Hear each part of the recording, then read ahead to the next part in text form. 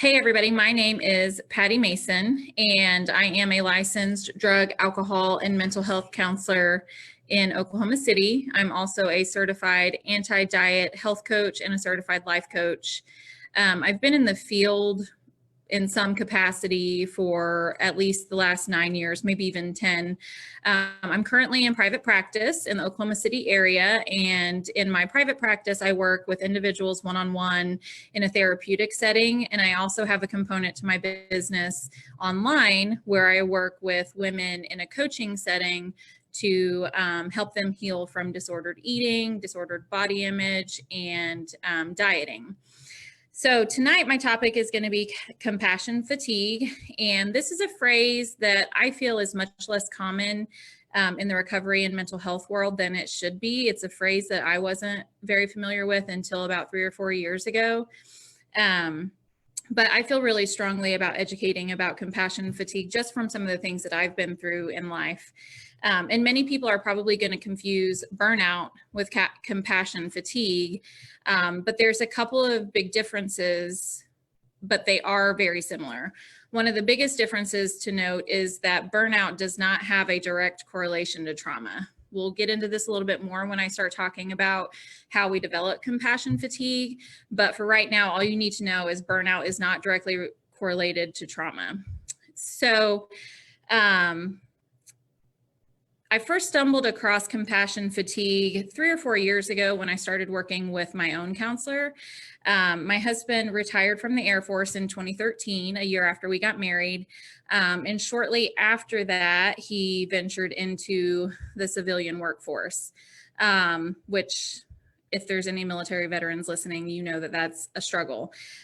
So during this time span between 2013 and 2016, we had a lot of different life things happen, some with family members, some unruly teenager stuff, some small group stuff that we worked with for a nonprofit to help veterans. And all during this time, my husband was still trying to integrate himself into the civilian world. And he started to struggle quite a bit. And around the middle of the year in 2015, things started to kind of fall apart with the small group that we were working with for veterans. People that we really thought supported us and cared about us kind of just pushed us aside. And it was around that time, probably around October 2015, that his symptoms, his PTSD symptoms really went into overdrive.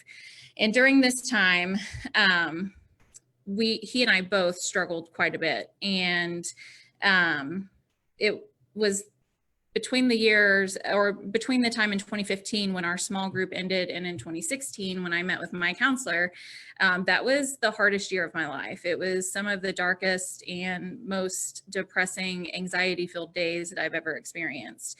So when I started working with my counselor, we started to explore how I was internalizing everything that he was feeling externally and internally.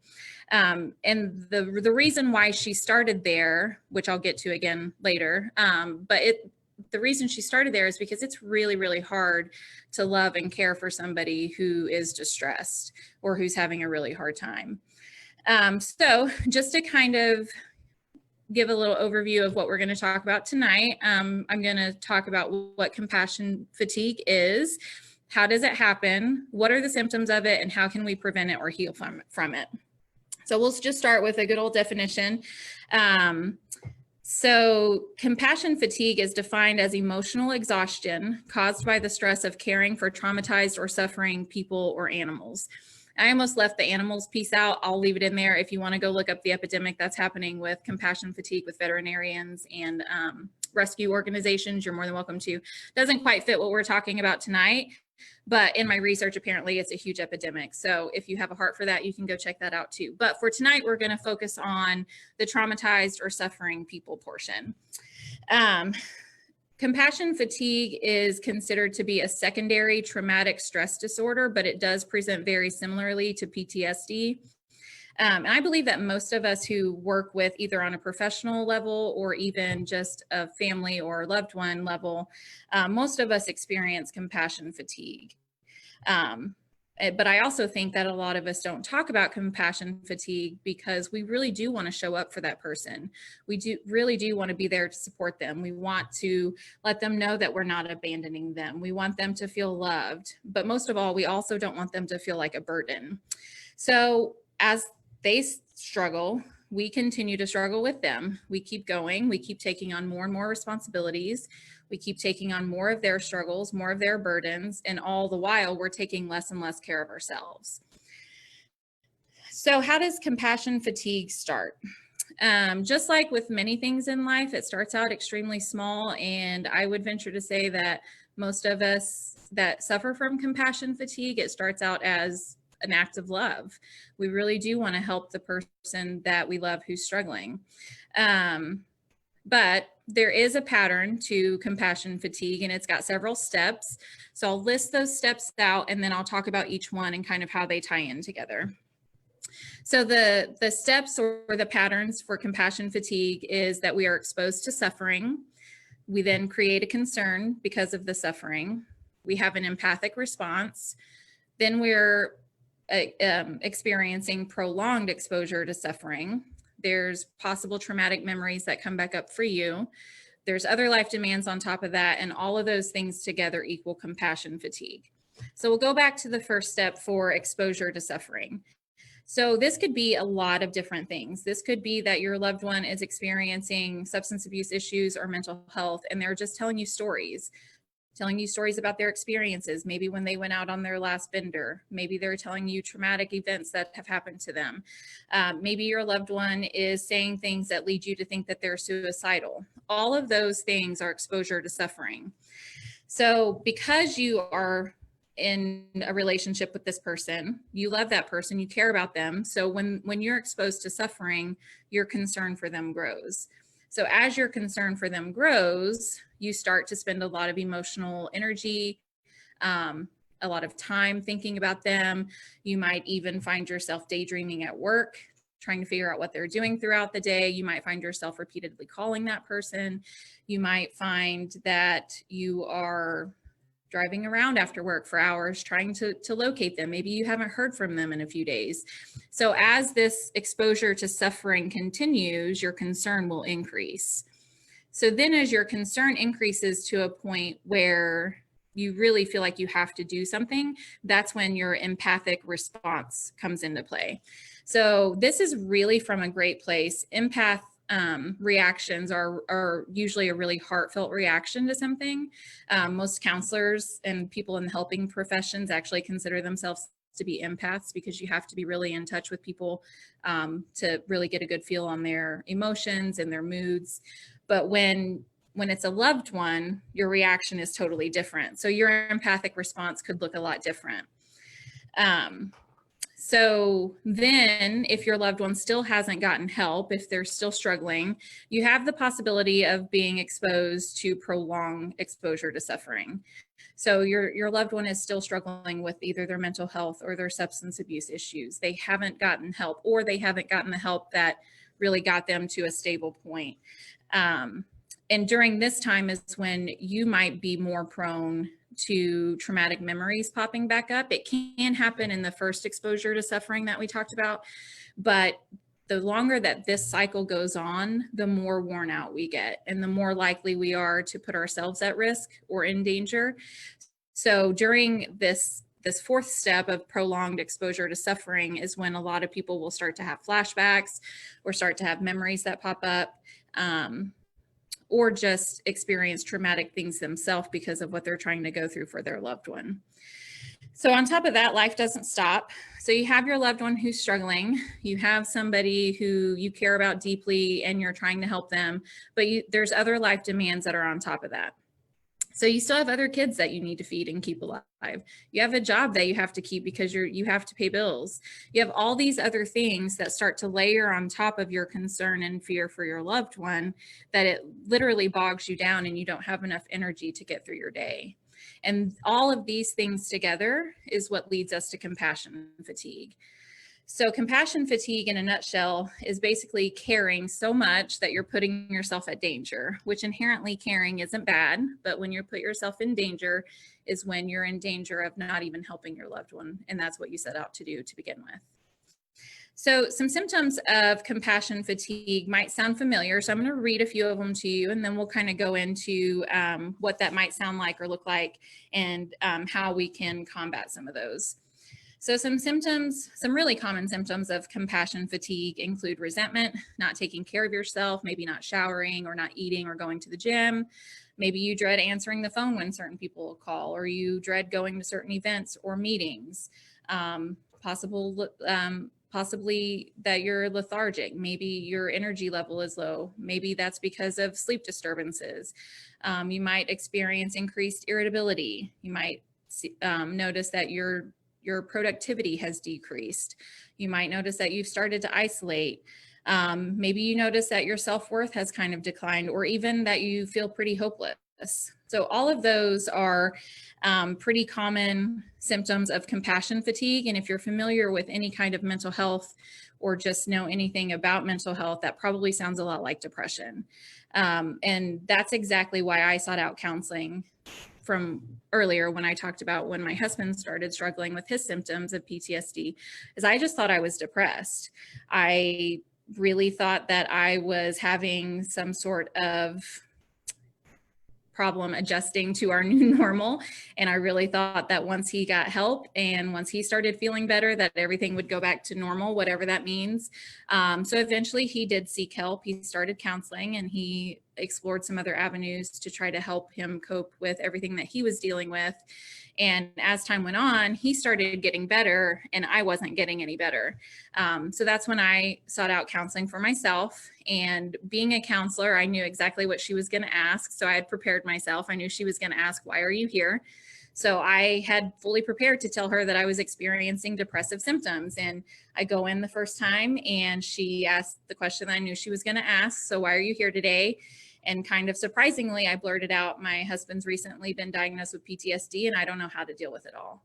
So that's how I became familiar with compassion fatigue, because all of my symptoms were lining up with depression. And it was really just that I had spent so much time and energy trying to help him feel better and make sure that he survived that I put myself on the back burner. So how do we heal from compassion fatigue? This is probably not going to be a surprise to anybody, but boundaries is the key to healing. And if you're in this group, you're probably already familiar with boundaries, but boundaries really is the only way that we can protect our emotional and mental energy. Boundaries does not mean that you don't love the person that you're trying to help. It doesn't mean that they're any less worthy or that they mean any less to you. By putting boundaries in place, we are showing the exact opposite. We're showing that we care about ourselves enough to keep ourselves healthy and happy so that we can help them fight whatever fight that they're fighting. So boundaries help us to heal and help us to protect us from things that we don't have the emotional or mental energy for at the moment. Compassion is only healthy when it coexists with boundaries. Our boundaries should come from a place that's in line with our values, morals, and beliefs, and it should never be put in place as a punishment or a consequence to our loved one. So you might need to take some time thinking about your boundaries before you blurt it out in the middle of a fight or when you're upset. And the saying that kept popping up as I was doing research for this was "love knows no boundaries." And that's pretty problematic when we talk about compassion fatigue, because as loved ones, we already feel like we're obligated to give 110% to the people that we care about, especially parents. We're kind of designed to feel like you have to put yourself on the line for their happiness. So the saying love knows no boundaries can get really problematic when we're talking about mental health or substance abuse issues, because without boundaries, we'll go down burning just like our loved one. So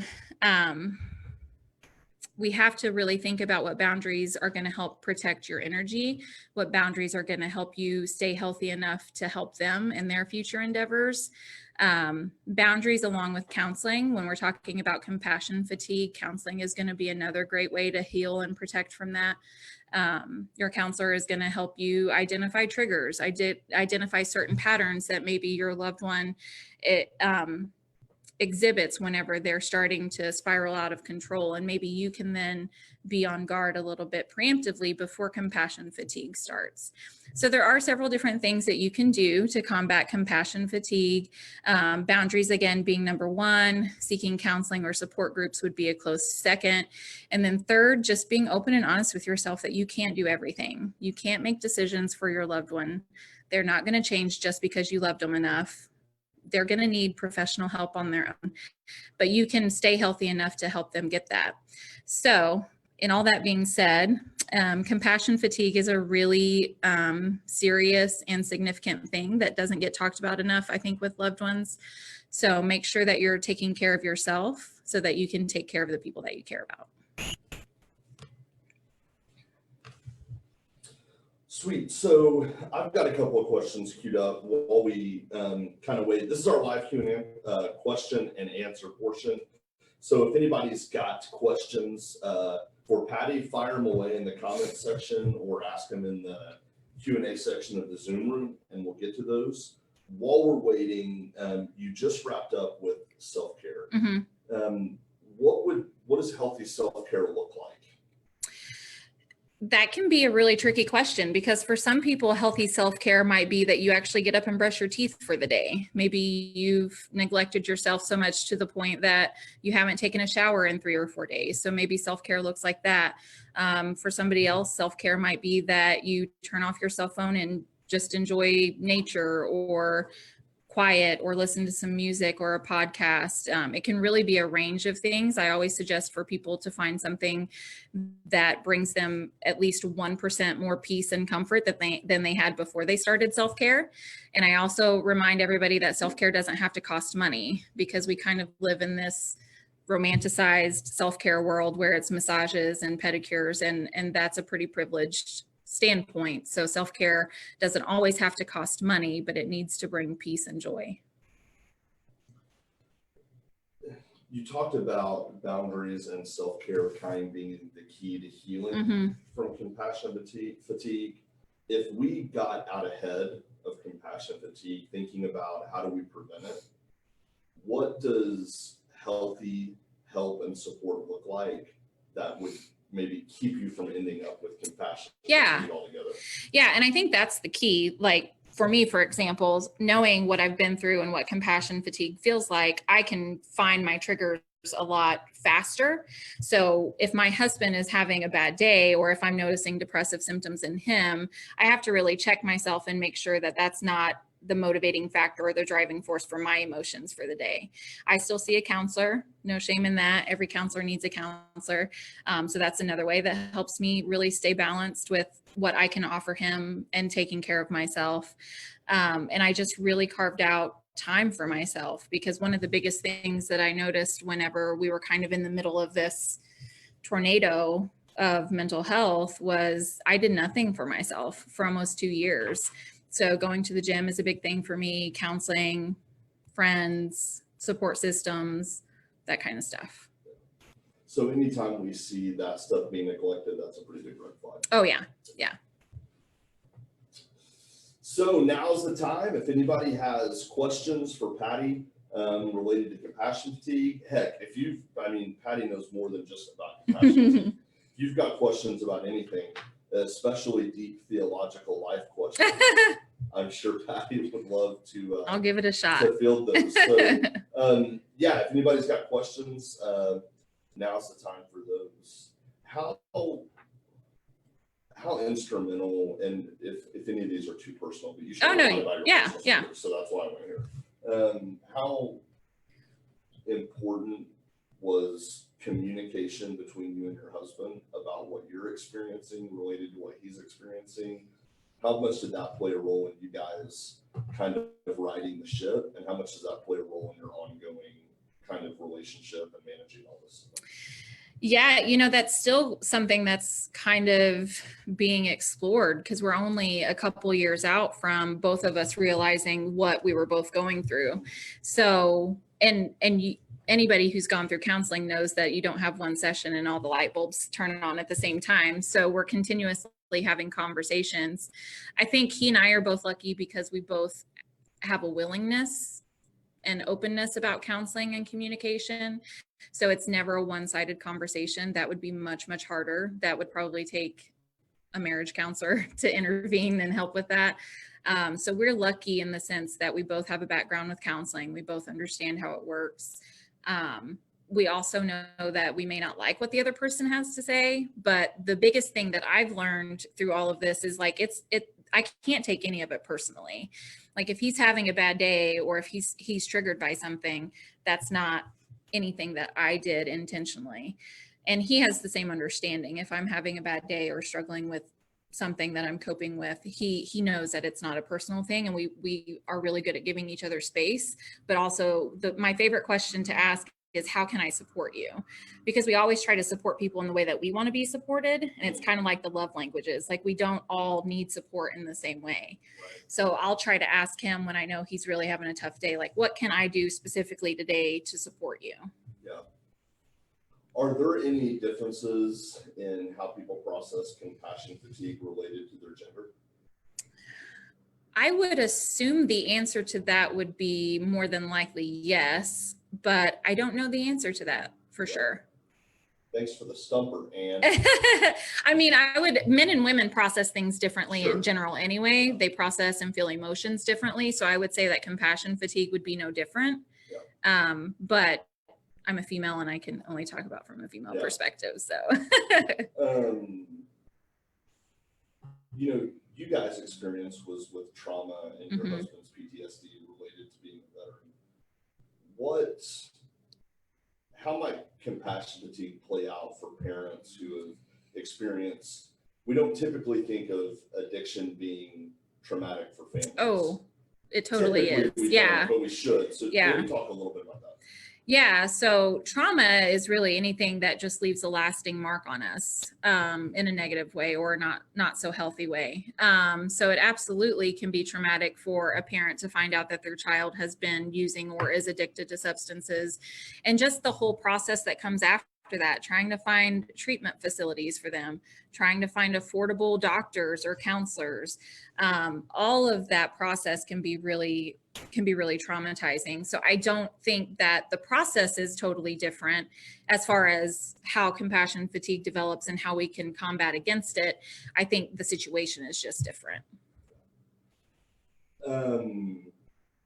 Talk a little bit just about your practice so that if people want to reach out or want to get in touch with you, they know how to do that. If you're wondering, I did tag Patti's professional Facebook page in the comment section on Facebook, so you can find the link there, but you can go ahead and just tell people about your practice and kind of what you do. Yeah, so my in-person practice is in Oklahoma City. It's off of Northwest Expressway in May. And in that practice, I work in an individual therapeutic session with people who have drug, alcohol, mental health. I really love working with veterans, obviously, but I have a huge passion for working with the veterans, the spouses of veterans, just because I know what that's like, and I know what it's like to be the person kind of on the other side of that. And there's a million books written and resources for the veterans, which there should be, but the resources and support systems for the spouses is a lot smaller. So in my practice in Oklahoma City, I work again with individuals on a therapeutic basis. Online, I have a space where I work with women in a coaching capacity on disordered eating, disordered body image, and dieting. Yeah. And how can people find both of those if they want to get in touch with you? Yeah, so Facebook and Instagram is mainly the online component. I'm really careful about what therapeutic stuff I share on Instagram and Facebook, just because for one, it's not HIPAA compliant, and for two, it's just too much of a liability if somebody were to ask personal questions. But all of my information is on Facebook, Patti Mason, PLLC, I believe. And then on Instagram, it's Patti Mason _. Or you can go to my website, which is totallifewellness.net. Or you can just look me up on Psychology Today. Yeah. I actually think that I tagged Coach Patti Mason on Facebook. Did you use that one? That's like no. I think that tag works because I think it's connected. Okay. Yeah. I think because that's what anyway. Yeah, I think it's connected. That should be good. Okay, cool. So last call for any questions before we kind of wrap up tonight. Now's the time. Going once. Last week we ended early and the question popped up right after I clicked stop. So I'm gonna just give it a second or two. Thanks everybody for joining us kind of while we're wrapping up. Next time, October the 21st, right here on Facebook with Linda Morgan. All right. Thank you, everybody. See you next time.